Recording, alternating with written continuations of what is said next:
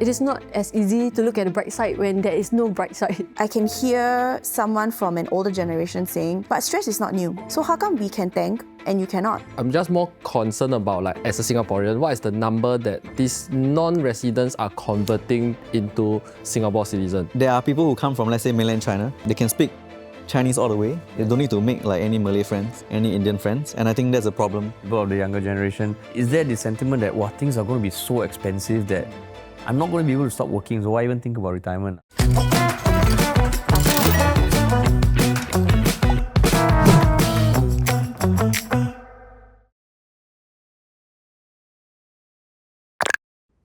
Hello and welcome to the fourth and final episode of Bridging the Void, where Singaporeans from all walks of life come together to discuss polarizing views openly and meaningfully. I'm Joey.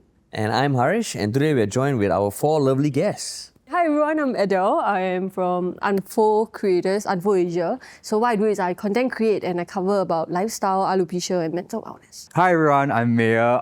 I am the co-founder of Chunky Film House, a multidisciplinary production house. Hi everyone, I'm Terry, founder of Kopi Fellas. Kopi Fellas is a modern Asian cafe that serves like your typical kaya toast and kopi. I love Kopi Fella, so well done, Terry. My name is Rayming. I'm the co-founder of this blog called The Woke Salaryman. And you're all meeting for the first time today, lah. I've seen Adele a couple of times. Yeah, few times. But I mean, today is the final episode of the series, so naturally we are going to be talking about the future. Singapore's economy over the past few years has grown stronger, but also some big questions have come out. What are the costs associated with progress? And what does sustainable growth look like for the years to come? So very serious topics, a little icebreaker question.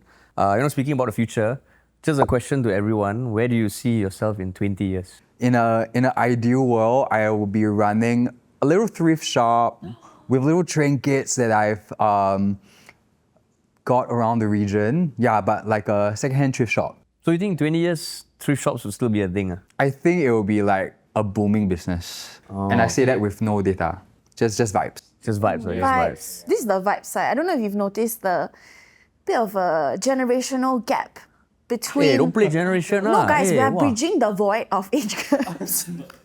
So 20 years, technically I'll be at the kind of close to the official retirement age, but I hope that the business, my business will actually be like some successors to run the business and can continue to like preserve this hawker heritage where we still serve kopi and kaya toast lah. Honestly, I don't even know what I want in 5 years down the road, but I want to just hope that I will still be healthy and more assured of myself when it comes. It's okay. I think in 20 years' time, I hope like Singapore or the whole world manage to somehow, combat climate change. So I'll be like running around Singapore and the streets won't be flooded every now and then. And then I'll be healthy and then everyone will get along with each other. That one also so politically correct. Yeah, I know. Very. I feel like I'm Right. watching a minister speak. That's I need right. to say the pledge now. Like, Yeah. Okay, let's hear. A more practical answer, I would hope to be happy, healthy, maybe have my own garden. I also want to run my own business, like a little thrift store. Maybe we can be rivals. Oh, Rivals and rivals. collaborators. Okay. Oh, what about you? I mean, of course, yeah, want to be healthy, happy, family taken care of and all. But I also would like to go to another planet. Let's just give Elon a call. It could be Elon. Maybe by then Singapore would have our own like interplanetary travel. You never know. Then if we need kopi or a thrift shop there and all, then We can have like anti-gravity kopi. Yay. Yes, we are. Thank you so much for watching today's episode of Bridging the Void. All right, bye guys. Okay, so before we dive into the conversations we're going to have today, just a little disclaimer. All the views expressed here are solely from our own personal experiences. Please feel free to share your raw and honest thoughts. Today we'll be talking about 3 topics and it's all relating to Singapore's future, but the clues to each topic can be found in those gachapan balls. Can somebody please do the honors and spin to get the first ball? Let's go, Terry. Oh no, not a good sign. Okay, what do you see? Oh, I see a man from here. A man, the toilet sign. I think I know what it is. TAL and ALTH. Okay. I think it's mental health. I believe it is mental. Wow. Okay. Wow. Hey. Yeah, everyone. Very clappy couch. We're very happy today. Clappy Huh? couch, yeah. So Adele is right. We are talking about mental health. In 2024, suicide was reported as the leading cause of death among 10 to 29-year-olds, with 64% of them being males. Suicide cases among 30 to 39-year-olds also increased. Such headlines can elicit mixed reactions, so some people find that youths and young adults today are not as resilient.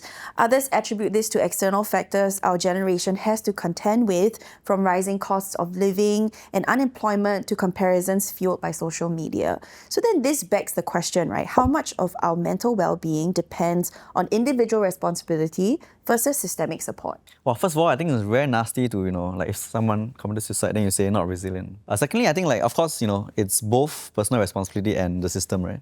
Like it's about what we can do and also what measures are there to support us. I think we can all try to take as much care of our mental health as possible. We can go learn, visit a therapist, we can go talk to our friends. But as a whole, the system also has a huge part to play, given the current pressures facing young people. I mean, I can see why, why a lot of young people are struggling. I feel that it's maybe even youths or even the 30 to 39s, they might not even know that they are experiencing mental health issues, and then we might not be even aware of there's less avenue or help around. I think it's important to acknowledge the option, quote unquote, of suicide and how that is one pushing to its limits and how we have the ability to prevent it. And as friends and communities, I think it could just be a little bit more observant to just check in out of the blue. How are you doing? Yeah. Actually, there's something that I actually want to ask you guys. So if today I'm really experiencing a mental health issue, I can only go to a social worker, or is there a for-profit kind of company that does that? There's National Mind Line that you can call to talk to someone, and I believe from then on they will advise you what is the proper channel that you can go to. There's actually multiple resources online if you search for it. Now the stigma is that I feel that there's something wrong with me, hence I have to see somebody. But if we pivot in a way where I'm just going to a gym to build muscles and whatever, and then now I just want to make myself, my mental strength even stronger. Right? So mental gyms lah. Yeah, something like that. Then if everyone start to campaign, do your marketing, then everyone will be aware that, hey, have you recently signed up the new mental gym? And I mean, maybe it's something that will come with time, because I look at my parents' generation, they came from India, it was just about survival. Exercise was nothing. But then now exercise is mainstream. I do think that these are two different things. Therapy is supplementary to your overall mental well-being. But when you're talking about suicide hotlines and services provided for you in dire needs, we do have hotlines that operate 24/7. There are people who clock in specifically during a specific time, after 12 to 1 a.m. That's when all your friends are asleep, that you cannot call someone. That's when the thoughts start to be louder. And so SOS is a hotline. Samaritans of Singapore, they offer this. You can also text now, so they have WhatsApp as well if it's not maybe safe for you to even be on the phone because you are living with someone who could be your aggressor, for example. And the statistics show that suicide rates for men are higher.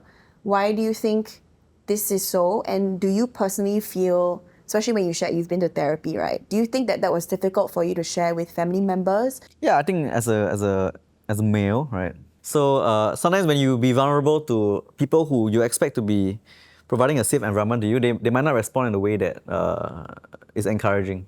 Do you guys face this when hiring different types of people? Do you notice a change in how the approach of mental health is? It's definitely one of the main priorities. If you talk about mental health and work-life balance, the norm of having a mental health break, which was absolutely bizarre concept 10 years ago. What do you mean? As a boss now, as someone who is hiring people right now, for you to ignore that, you confirm appear on Glassdoor. And I guess the keyword is also empathy to someone's just having a bad day, but it's a give and take thing whereby, if the employee keeps using this, maybe there's a larger issue to it.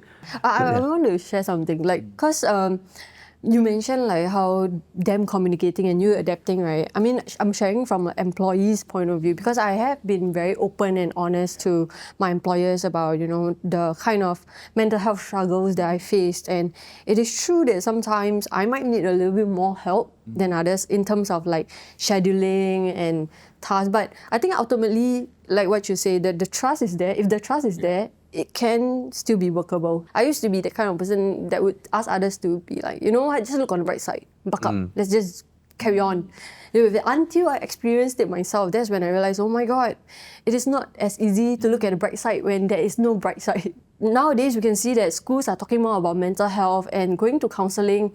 The stigma of it being a bad thing is slowly trying to be dissolved. So I think it's our own responsibility to take charge of our mental health. The system can only support us so far, and it's our job to be self-aware about our limitation. And of course, when we do need help, we need to voice out, and that's not the easiest thing to do. One clear observation is that recently I have some staff, employees who leave my company. I sense the trend is that a Gen Z will say that I'm resigning without a job.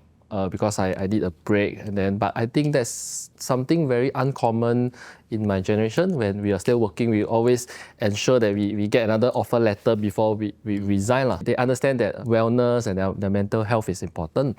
But for my industry, being F&B, is very competitive. So upfront when I hire, I would say that we work from Monday to Sunday. So even if you are the HQ staff, sometimes you require support. So I put it upfront. You know, on the flip side, I can hear someone from an older generation saying, but stress is not new.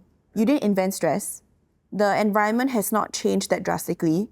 So how come we can tank and you cannot? So why do you think it has changed so much? Do you think social media has an impact? Yeah, I think social media definitely has an impact because, it makes comparing a lot easier, for one. It enhances people like confirmation bias. So you need to seek out information that you prefer or you like to hear. I think these two combined over time has quite a bad effect on people's mental health. I think that's where the systemic thing can actually come into play, because there's been enough research to prove that social media has correlated with a lot more depression. And recently there was this case of someone, I think in the US, who got advice from ChatGPT on how to commit suicide. And that is super scary. There was a country in Europe that pushed a bill to make it illegal for kids under 16 to open a social media account. Feels like more countries are going to have to do that because that is a systemic solution. But I think we can take comfort in knowing that by 2030, all 1,350 projected healthier SGGP clinics and polyclinics will now offer mental health services. So in 5 years' time, things will change. So that's a good systemic initiative. GPs also offer subsidized visits, right? Yeah. If you have like a special card, like Trust Card and stuff like that. So it becomes more, I guess, accessible. And polyclinics definitely subsidized. Yes. Yeah. So we can go to them for referrals or... Yeah, possibly. I think based on our discussions today, we really recognize that it's only going to get more competitive. All right, shall we spin the next capsule? Capsule Let's go. time. Oh. Hey guys, this is not the first time, man. I'm dropping the ball. Yeah. It's Describe what you see. population with a big N. Population. Increasing. Or is it because Populate. it's growing? It's growing population. It is growing because as of June 2025, Singapore's population was reported to have hit 6.11 million. Which is the highest ever. But the increase was mainly due to an increase in non-residents who make up a third of our population today. Of course, it caused a lot of debate. Some say our population needs to keep growing for our country to stay competitive.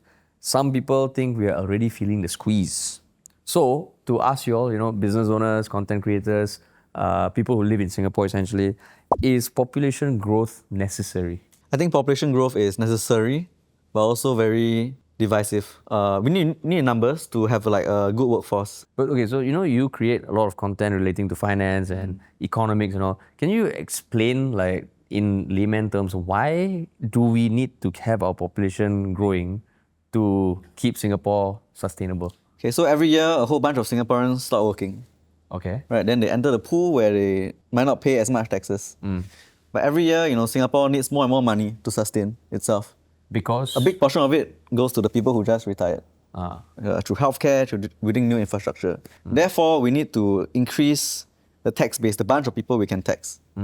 Right? And then we have to bring them in. Right? And that is the workforce. Yeah, that's the workforce. Yeah. So if we can have a competitive workforce here, it creates like a network effect, like more companies will come here and put in talent, because like talent recognizes talent, right? So it's like a positive effect. as someone in F&B business, so I mean I welcome population growth because that means more people have to drink my kopi. Because now I'm seeing this increase in non-residents, right? So I'm just more concerned about, like, as a Singaporean, what is the number that these non-residents are converting into Singapore citizen? I think this is the key because I believe in future we probably have like more AI adoption. You probably have like fewer and fewer jobs. From employer point of view, I mean I welcome competition, right? Like if I have more non-residents in this workforce, it's easier for hiring, right? Like I mean I'm split between the two. So do you think that is something that is a sentiment that is common out there? Because people see two sides, right? People think the population growth is necessary, but it has also caused certain less palatable impact, you know. Certain segments of the newcomers, Yeah. they do not integrate that well with society. There are people who come from, let's say, mainland China, right? They can speak Chinese all the way. They don't need to make like any Malay friends, any Indian friends. And I think that's a problem for social fabric long term. And it's not a good feeling, and I understand why a lot of people are unhappy with it as well. I mean, if we look back, we're all immigrants, you know, everyone all come from different places, and the identity of Singapore really shifts with its time. And in the future, I guess, is really about welcoming all these new communities and understanding that that is what being Singapore is, I guess. Yeah, and it will really just change with the time. You know, if there's like a bigger growth in a certain ethnic group, like maybe like the Burmese community or whatnot, that will integrate into our culture, I guess. The tolerance of people coming in has to increase, and more of like being more acceptive, because we don't own anything. I agree, because if I think about it, I'm second generation. My grandparents came from China, gave birth to my dad, first generation Singaporean, and I'm the second gen. So I believe that it is a lot about respect and also understanding one another. This goes both ways, those who are coming in and those who are already in Singapore, because I feel like there's always this fear of being treated like second-class citizen. And it all boils down to, you know, respecting one another and different cultures, because sometimes you can tell that, you know, situations are tense because both parties refuse to understand one another. They don't want to give space to one another. And it will never remain the same, like, you know, I don't know, N years ago when Sang Nila Utama found Singapore and we are on village. Wow, throwback, eh? Right, that's like more than, I don't know, more than a decade ago. Like, we will never be like this again, and that's something that we have to accept. Because, you know, just now we were saying, based on your previous experience, have you seen any other countries dealing with the same issues that Singapore is dealing with now? Yeah, so when we want to expand, we look at emerging market more. So where you start to see like population growth, but it's like domestically driven, right? Like you have like people in the rural regions moving to the city, and then you have a city boom. So I believe we are more past that stage where we are the aging population, more like similar to Japan. New York is different example because technically I don't think there's any like much American in New York City, so it's just a metropolitan. So there's something which I worry one day Singapore might become, because you'll just be like New York where there's no New York food. Actually, right now in Japan, there's like a huge anti-immigration sentiment right now. Yeah. In my opinion, I think it's like a bit misplaced, right? Because I don't think the country can continue to survive based on its just aging population alone, right? But do you all think that the fact that we're not producing enough babies, do you think there's a systemic issue there as well? I think it's almost certain it's a systemic issue because every country that has grown through like the same growth story of Singapore have also experienced it. I mean, of course, Singapore I think is second lowest. I think Korea has Korea lowest. and Japan are pretty low at the moment. I think like total fertility rate, I think Korea is like 0.67, Singapore is like 0.97. I think. I'm just pulling this off. Japan is like 1 point something. Imagine you're born in Singapore, and then since 6 years old, you were pushed through the academic system with like high expectations put on you. Never got a chance to be a kid, then you do some CCA, then you go university, then you're like just hustling all the way, and then you feel like, wow, actually, life is very stressful.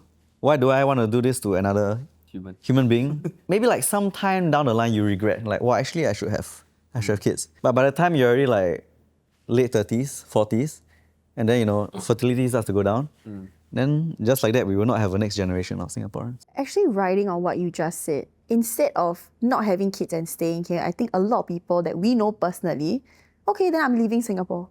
So a lot of our friends are leaving Singapore because they just do not want to be a cog in the machine. I feel it's really much similar to what you described, you know, like that whole lost opportunity while in the rat race of like the education system and the whole like, okay, find a partner, go BTO and everything, you know, like it really rewards to the main majority. Like, while Singapore might be a better place for you to settle down with a family, with all these like incentives and priorities given, for people who do not want to have that future, this is not a right place for them. I've been observing my friends. Some of them are giving birth at the age of 30, 32, and then that's considered normal. I've been seeing how they are just taking things a step at a time. They did not plan for a second child, but their second child happened. So they were freaked because they planned so much to have their first child, right? And then the second child come this time around, oh my God, savings are how, schools and whatnot. So it's kind of bring comforts to me that our parents also have that mindset, like, okay, take it as it comes. Don't plan so much first. But of course, having been through that, we want to plan as much because we don't want our kids have the possibility to go through like some financial burdens that our parents might have, right? As Singaporeans, Yes, do you think yes. we need to do more to preserve our identity? Because naturally, I mean, of course. if more immigrants are coming in and not to no fault of their own, the course. identity could get diluted. We do need to, But is that something you preserve are concerned about? Yeah, definitely. So unless like all the non-residents that come into Singapore, they start to speak our language, they learn the Singlish, they eat our local food, then I think we will be able to maintain the national identity. But if it's the other way around, where we start to feel that the local Singaporeans become the minority, then I think there'll be more and more people that will leave Singapore, right? You will keep your passport, but you will just go somewhere else. So I am with the Singapore Armed Forces Volunteer Corps, the SFVC. So I do see that there are males who are not eligible for NS signing up. When it's time for their sons to serve NS, they want their sons to be able to look up to the dad or have some shared experiences. Really? At least the dad can say, you know what, Papa, I've been through this before. And I have photos, like them sending their son to BMT and they're also in the SFVC, uniform and rank. So I feel like it's how we view it and how we want to, pass it on to the next generation, which is very important. So thanks for sharing. I think we got a lot of different perspectives. And I think it's clear that, population growth in Singapore with our aging population is inevitable, but there's also a lot of challenges. And it will take time for Singaporeans to adjust to the new normal and most importantly, redefine what our national identity means. All right, shall we spin the final capsule? Okay, we'll do it together. Yeah. Catch the ball, make sure it doesn't drop. Keep eye on the ball, keep eye on the ball. Yes. Oh. Okay. Recycle. Recyclement. Retirement. Is this something that, a fairly young panel, you all think about a lot, retirement? When I think about the word retirement, it ties into CPF. But I know that my parents, they do have some retirement fund for themselves, but it's still not enough. It's important to think about it now because I don't want it to be like when I'm at the age of 50 and then I don't think about my money. Now I think the trend is work young and retire in your 40s or something. But I mean, even like in the 50s recently, there was news about a former celebrity hairstylist, Eddie Lee, who gave up his Singapore permanent residency and withdrew his CPF savings to retire overseas at 54, which feels a bit early, but he did that.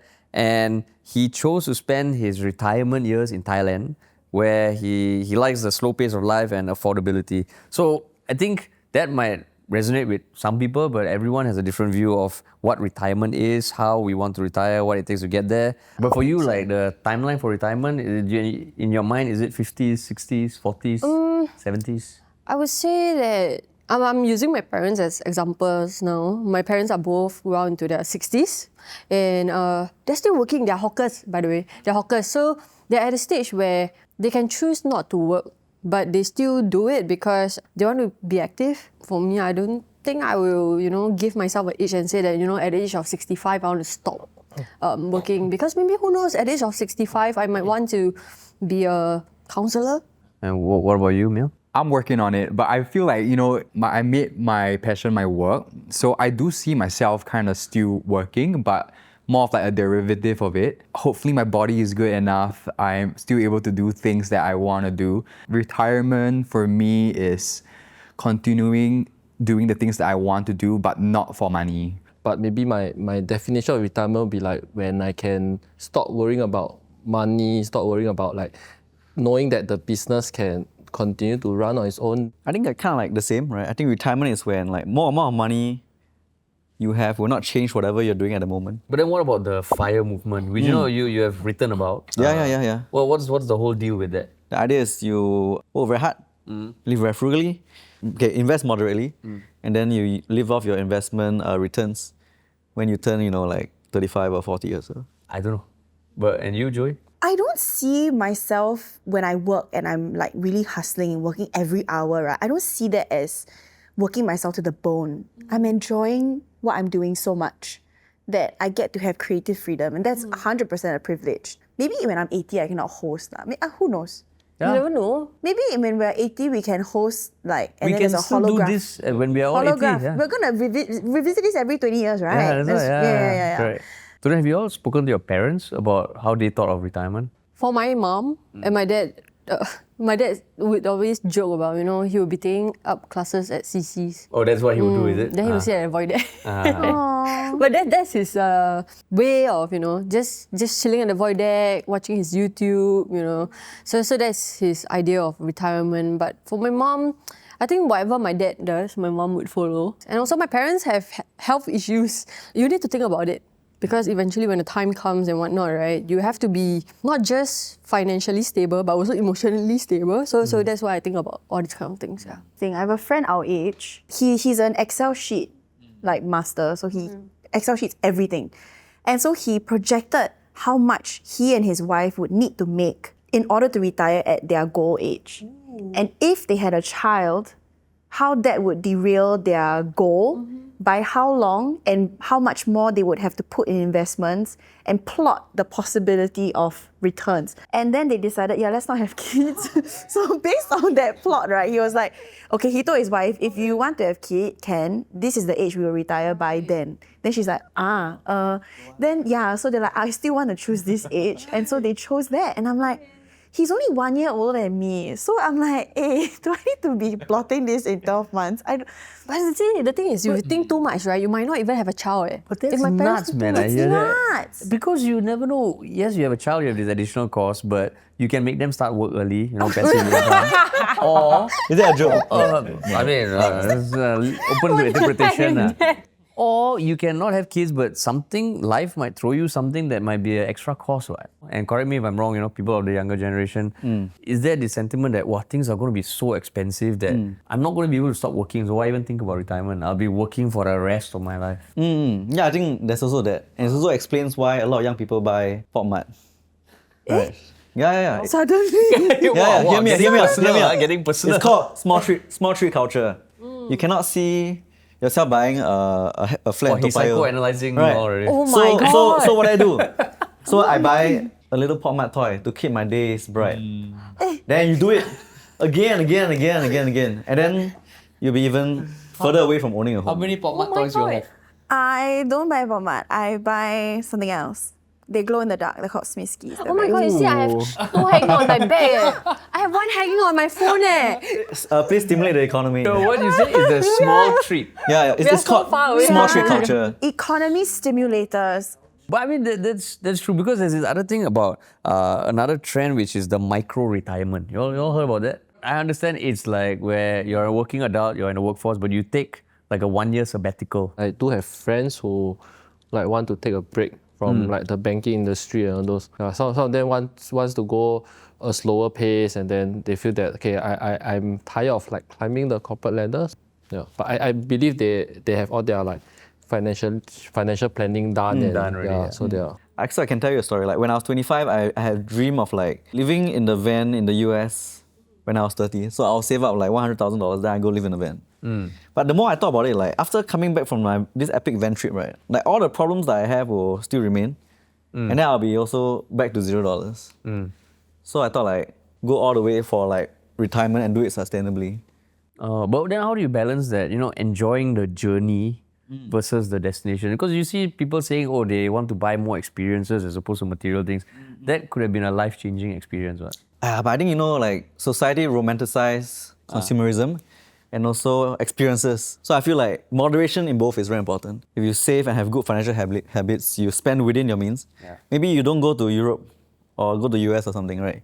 You go to Southeast Asia when you're not earning that much money because it's more affordable. You still can have like a great time. I think maybe then my definition of retirement is being able to splurge on things without guilt and thinking about how I need to factor this into my budget. Obviously, that comes with a lot of pre-planning beforehand, right?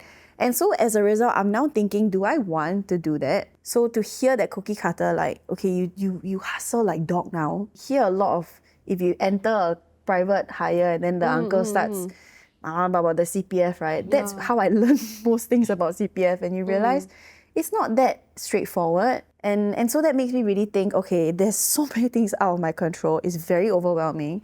As someone you need to do this right, you need to marry right, you find the right house, you do save correctly, are you putting in the right amount? If you're not investing, you're losing money. There's so many things to do wrong. Why am I going to think about like where I'm going to be in 40 years? I don't even know what my mala order is tomorrow. So do you think that the CPF discussion really impacts how people think about retirement? There's financial independence retire early, that you don't depend on CPF.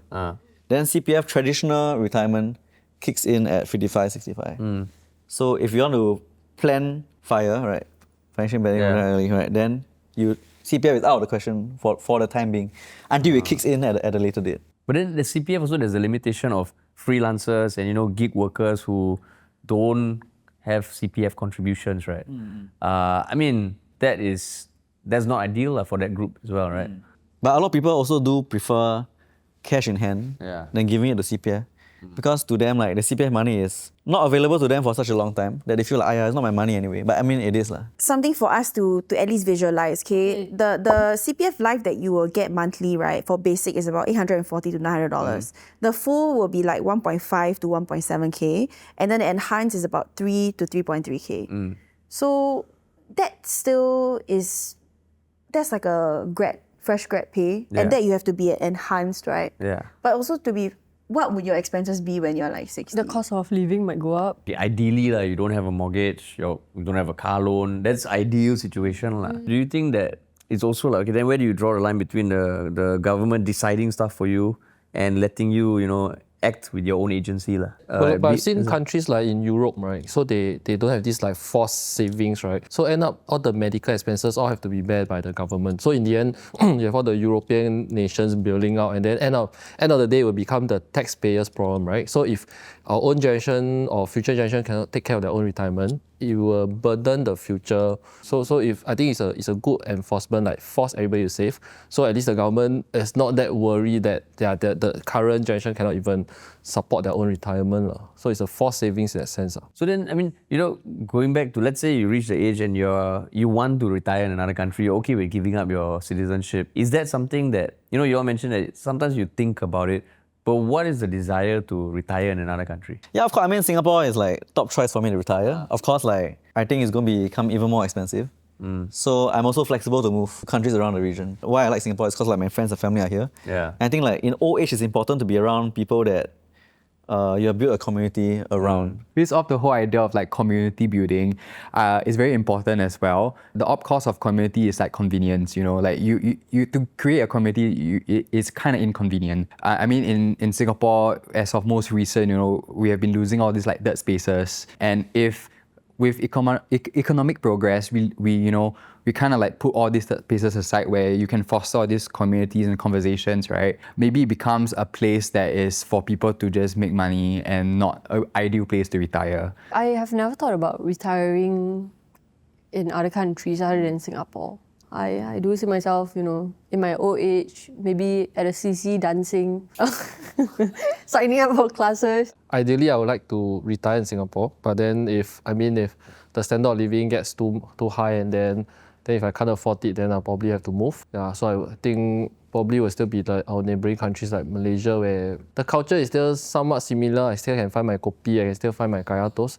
I think it's the food that will actually hold me. I think it's just across the border with all the like RTS and whatever. So yeah, I think that would be my route. Yeah. All right, guys. So thanks a lot for sharing. I mean, a lot of different perspectives again. So it's clear that everyone's interpretation of retirement depends on what we value the most individually. One common theme is that everybody wants to retire with peace and no stress, lah. So hopefully everybody gets to enjoy your golden years, and hopefully maybe we record this again when we're all retired, lah. Every 10 years, remember? Or 20, I can't 20 remember. years, 20. yeah. Sounds good. Okay, before we wrap this up, we've got a little activity. We would like each of you to take a moment to reflect on today's episode and write down your thoughts based on this sentence. How do you view our future? Oh, boo. Thank you. Cute. Hey, I like this pen. Reflections. Reflection time. I view our future as actually very messy because we talk about a whole bunch of like very messy topics. I'm inspired to be prepared for whatever lies ahead, like no matter how messy the future. I feel that our future is hopeful after hearing from like the younger generations. I think one thing to point out is actually at least also our government is willing to listen to us lah, like to even have this, and so I think stay in the right direction lah. All right. Got potential. No, you must read the subtext. Everyone just need to lock in. Okay, I wrote intentionally hopeful because I know it's hard to be hopeful at times, so we must intentionally be hopeful and also respectfully shared. In the future, I envision a future that is, Singapore is respectfully shared between, incomings and the currents. All right, as we wrap up this podcast, we've journeyed through 4 big themes: our identity, our livelihood, public accountability, and our future. So a big thank you to our guests, and thank you for tuning into Bridging the Void. We hope you enjoyed every episode, and hopefully we will see you again at some point in future. Yay! Bye-bye. Are we gonna start singing This Is Home?